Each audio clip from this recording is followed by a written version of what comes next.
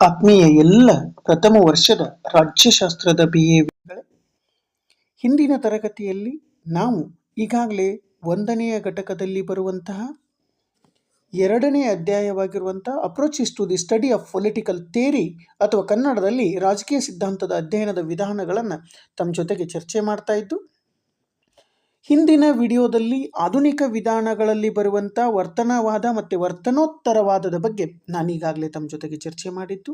ಈ ವಿಡಿಯೋದೊಳಗಡೆ ವ್ಯವಸ್ಥಾ ವಿಧಾನದ ಬಗ್ಗೆ ನಾನು ಚರ್ಚೆ ಮಾಡ್ತಾ ಇದ್ದೀನಿ. ನಾನು ರಾಜು ಭಜಂತ್ರಿ, ಸಹಾಯಕ ಪ್ರಾಧ್ಯಾಪಕರು, ಸರ್ಕಾರಿ ಪ್ರಥಮ ದರ್ಜೆ ಕಾಲೇಜು ಅಥಣಿ.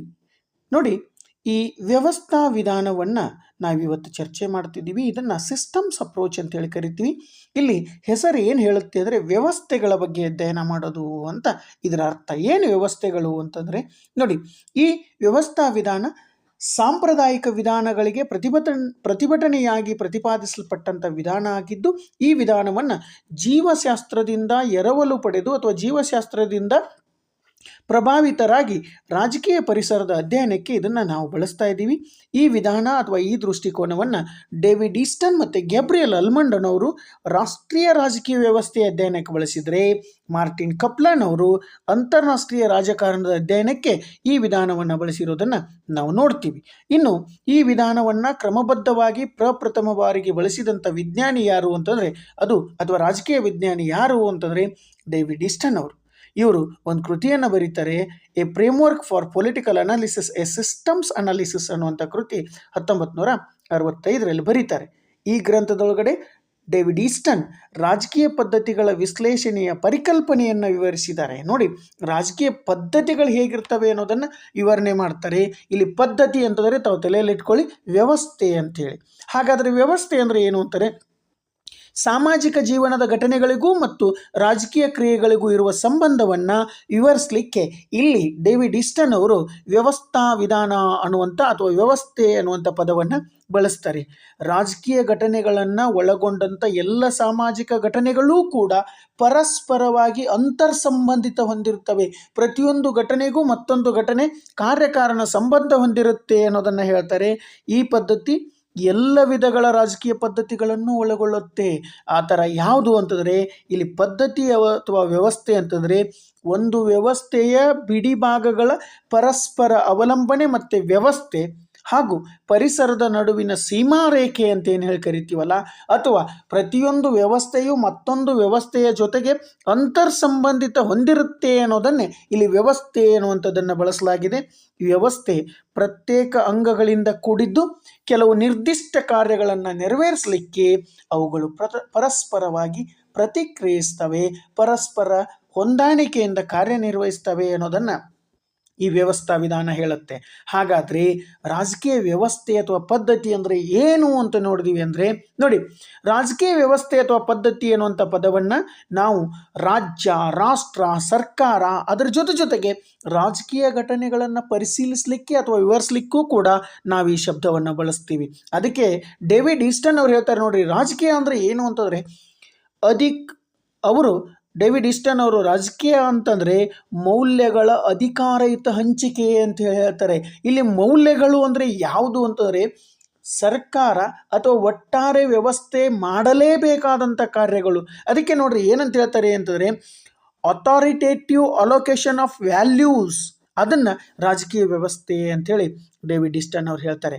ಇನ್ನು ರಾಬರ್ಟ್ ದಾಲ್ ಅವರು ಏನು ಹೇಳ್ತಾರೆ ಅಂತಂದರೆ ರಾಜಕೀಯ ವ್ಯವಸ್ಥೆಯು ಬಲ, ಆಳ್ವಿಕೆ ಅಥವಾ ಅಧಿಕಾರಗಳನ್ನೊಳಗೊಂಡ ಮಾನವ ಸಂಬಂಧಗಳ ನಿರಂತರ ಮಾದರಿ ಅನ್ನೋದನ್ನು ಹೇಳ್ತಾರೆ. ಅದಕ್ಕೆ ರಾಜಕೀಯ ವ್ಯವಸ್ಥೆ ಏನನ್ನು ಒಳಗೊಂಡಿದೆ ಅಂತಂದರೆ, ನೋಡಿ, ವ್ಯವಸ್ಥೆ ಒಳಗಡೆ ಏನೇನು ಬರ್ತವೆ ಅಂದರೆ ಶಾಸಕಾಂಗ ಇರ್ಬೋದು, ಕಾರ್ಯಾಂಗ ಇರ್ಬೋದು, ನ್ಯಾಯಾಂಗಗಳಿರ್ಬೋದು.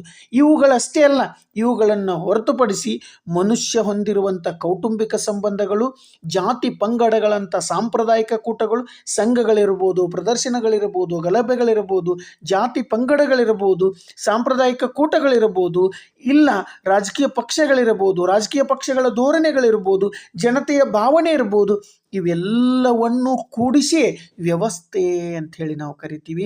ರಾಜಕೀಯ ಪದ್ಧತಿ ಅಧ್ಯಯನದೊಳಗಡೆ ಸಾಮಾಜಿಕ ಅಂಶಗಳ ಪ್ರಭಾವವನ್ನೂ ಕೂಡ ಈ ವ್ಯವಸ್ಥಾ ಸಿದ್ಧಾಂತ ಪರಿಗಣಿಸುತ್ತೆ. ಇನ್ನು ಮುಂದುವರೆದು ಹೇಳಬೇಕು ಅಂತಂದರೆ,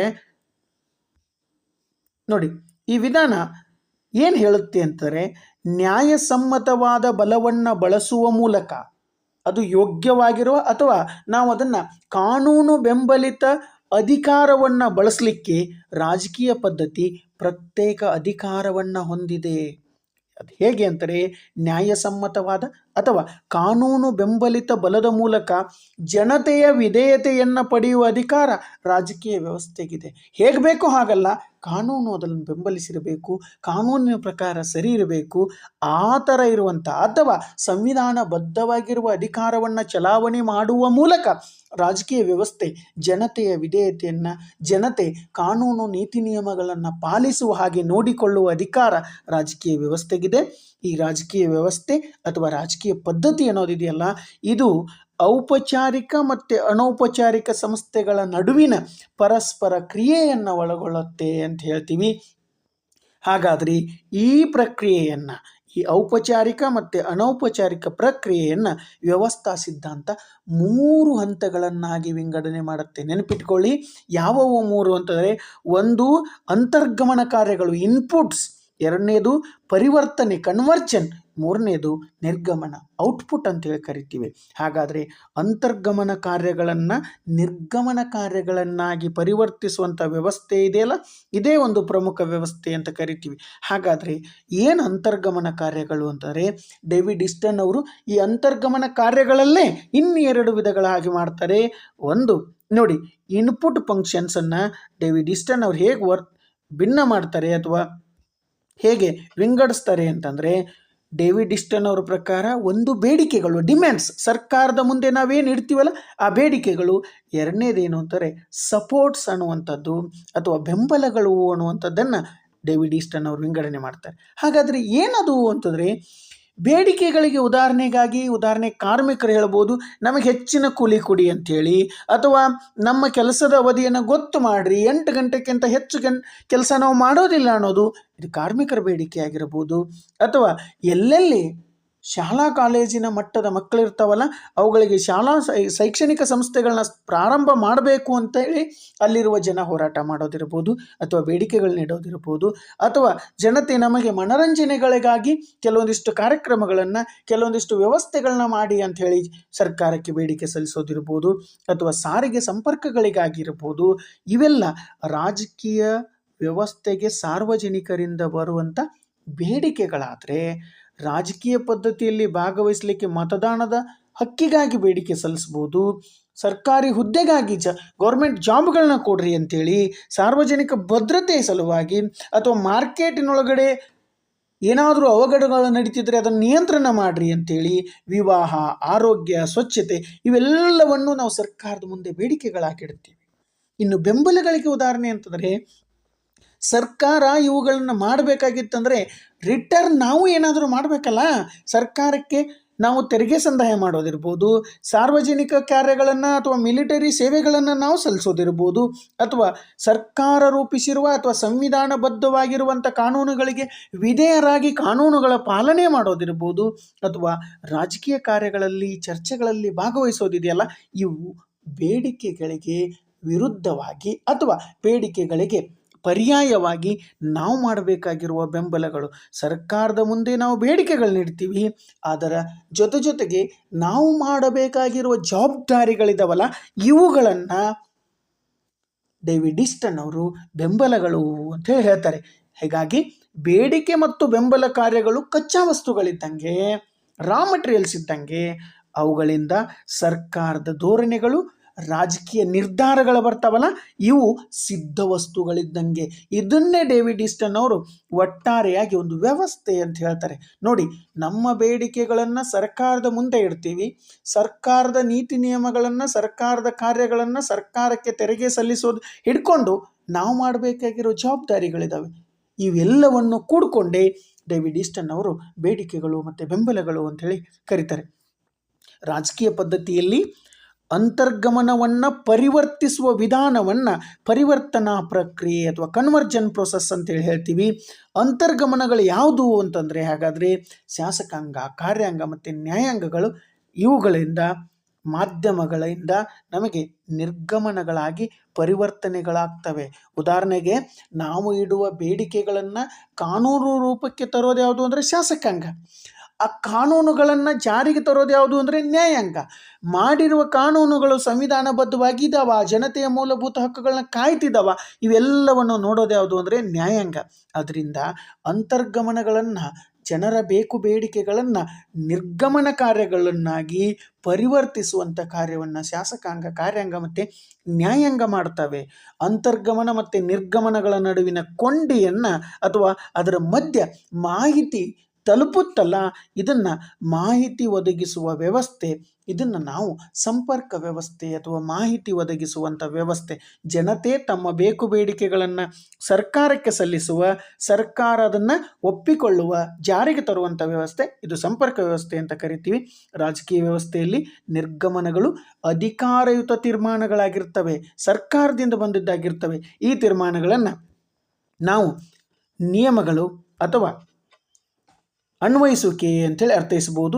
ಸಂಕ್ಷಿಪ್ತವಾಗಿ ಹೇಳೋದಾಗಿತ್ತು ಅಂದರೆ ನಿಯಮ ರಚನೆ, ನಿಯಮ ಅನ್ವಯಿಸುವಿಕೆ ಮತ್ತು ನ್ಯಾಯ ತೀರ್ಮಾನಗಳು ಅಥವಾ ನಿಯಮ ಅರ್ಥೈಸುವಿಕೆ ಇದೆಯಲ್ಲ, ಇವೆಲ್ಲವೂ ರಾಜಕೀಯ ಪದ್ಧತಿಯ ನಿರ್ಗಮನ ಕಾರ್ಯಗಳಾಗಿದ್ದಾವೆ. ಈ ನಿರ್ಗಮನ ಕಾರ್ಯಗಳು ರಾಜಕೀಯ ಪದ್ಧತಿಯ ಪರಿಸರದ ಮೇಲೆ ಪ್ರಭಾವ ಬೀರ್ತವೆ. ನಿರ್ಗಮನಗಳು ಅಧಿಕಾರಯುತವಾದಂಥ ಧೋರಣೆಗಳ ಹಂಚಿಕೆಯಾಗಿರ್ತವೆ. ಈ ಧೋರಣೆಗಳು ಅಂದರೆ ಸರ್ಕಾರದ ತೀರ್ಮಾನಗಳು ಪರಿಸರದಲ್ಲಿ ಬದಲಾವಣೆಯನ್ನುಂಟು ಮಾಡ್ತವೆ. ಈ ಬದಲಾವಣೆಗಳ ಪರಿಣಾಮವಾಗಿ ಫಲಿತಾಂಶಗಳು ಬರ್ತಾವಲ್ಲ, ಈ ಫಲಿತಾಂಶಗಳು ಶಾಶ್ವತ ಅಲ್ಲ. ಜನತೆಗೆ ಯಾವುದೋ ಒಂದು ಸೇವೆ ಸಿಗುತ್ತೆ, ಆ ಸೇವೆಯನ್ನು ಕುರಿತು ಮತ್ತೆ ಜನ ಅಂತರ್ಗಮನಗಳನ್ನಾಗಿ ಮಾಡಿ ಬೇಡಿಕೆ ಮತ್ತು ಬೆಂಬಲಗಳ ರೂಪವನ್ನು ಪಡಿತವೆ. ಪುನಃ ಇವೆ ನಿರ್ಗಮನಗಳಾಗಿ ಪರಿವರ್ತನೆಗೊಂತವೆ. ಮತ್ತೆ ಹೀಗೆ ಪರಿಣಾಮ ಬೀರುವ ಪ್ರಕ್ರಿಯೆ, ಪ್ರೊಸೆಸ್ ಆಫ್ ಫೀಡ್ಬ್ಯಾಕ್ ಮುಂದುವರಿಯುತ್ತೆ ಅನ್ನೋದನ್ನು ಈ ವ್ಯವಸ್ಥಾ ಸಿದ್ಧಾಂತ ಹೇಳುತ್ತೆ. ಒಟ್ಟಾರೆ ತಾತ್ಪರ್ಯ ಇಷ್ಟೇ, ಜನರ ಬೇಕು ಬೇಡಿಕೆಗಳನ್ನು ನಾವು ಸರ್ಕಾರದ ಮುಂದೆ ಇಡ್ತೀವಿ. ಸರ್ಕಾರ ಅವುಗಳ ಬಗ್ಗೆ ಪರಿಶೀಲಿಸಿ ಜನತೆಗೆ ಏನು ಮಾಡುತ್ತೆ ಅಂತಂದರೆ ಸೂಕ್ತ ಪರಿಹಾರವನ್ನು, ಬೆಂಬಲವನ್ನು ಕೊಡುತ್ತೆ.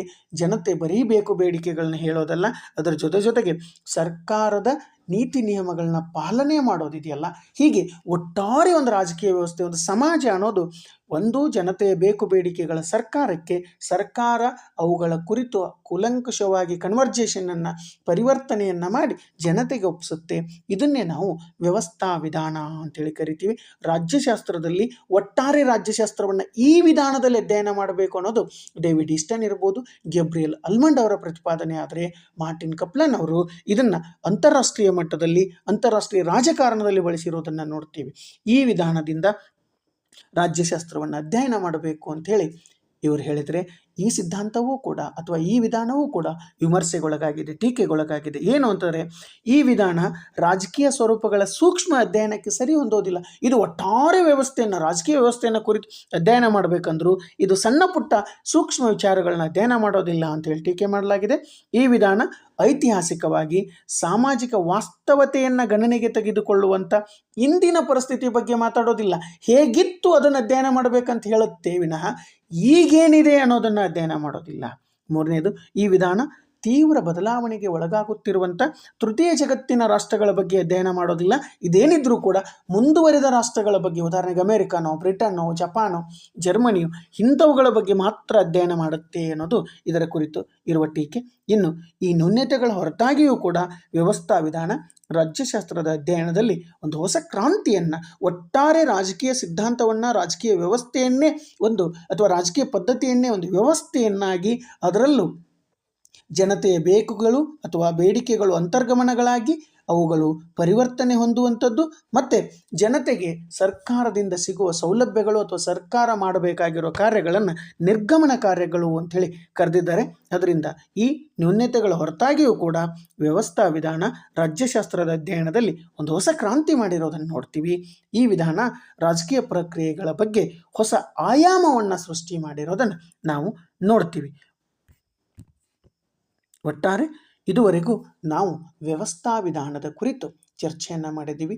ಈ ವಿಧಾನವನ್ನು ಅಳವಡಿಸಿ ರಾಜ್ಯಶಾಸ್ತ್ರವನ್ನು ಅಧ್ಯಯನ ಮಾಡಬಹುದು ಅಂಥೇಳಿ ಡೇವಿಡ್ ಈಸ್ಟನ್ ಆದಿಯಾಗಿ ಉಳಿದಂಥ ರಾಜ್ಯಶಾಸ್ತ್ರಜ್ಞರು ಪ್ರತಿಪಾದನೆ ಮಾಡಿರೋದನ್ನು ನೋಡ್ತೀವಿ. ಆತ್ಮೀಯ ವಿದ್ಯಾರ್ಥಿಗಳೇ, ಇದುವರೆಗೂ ನಾವು ರಾಜ್ಯಶಾಸ್ತ್ರದಲ್ಲಿ, ಅದರಲ್ಲೂ ಮುಖ್ಯವಾಗಿ 2ನೆಯ ಅಧ್ಯಾಯವಾಗಿರುವಂಥ approaches to the study of political theories ಅನ್ನುವಂಥದ್ರ ಕುರಿತು ರಾಜಕೀಯ ಸಿದ್ಧಾಂತಗಳ ವಿವಿಧ ಅಧ್ಯಯನ ವಿಧಾನಗಳನ್ನು ತಮ್ಮ ಜೊತೆಗೆ ಚರ್ಚೆ ಮಾಡಿದ್ದೀನಿ. ಈ ಮಾಹಿತಿ ತಮಗೆ ಇಷ್ಟ ಆಗುತ್ತೆ ಅಂಥೇಳಿ ಭಾವಿಸ್ತಾ